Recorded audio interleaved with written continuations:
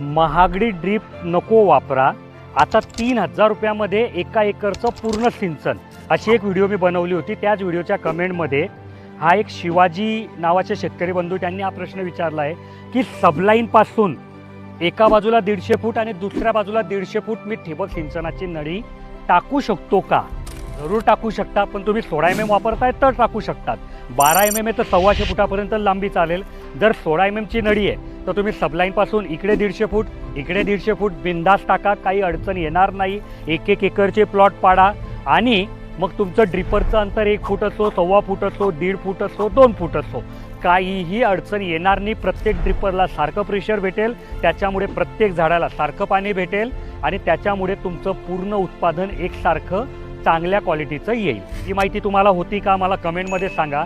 आणि असाच ठिबकविषयी स्प्रिंकलरविषयी तुमच्या मनात जर काही प्रश्न असेल तर कमेंटमध्ये विचारू शकतात। ताबडतोब उत्तर पाहिजे असेल तर तुमच्यासाठी आम्ही एक सेवा चालू केली आहे, विनामूल्य आहे। सकाळी 8 ते संध्याकाळी 6 आमचे इंजिनियर उपलब्ध असतात। तुम्ही त्यांना कॉल करा, तुमच्या मनातला जोही प्रश्न आहे त्या शंकेचं निरसन त्यांच्याकडनं करू शकतात।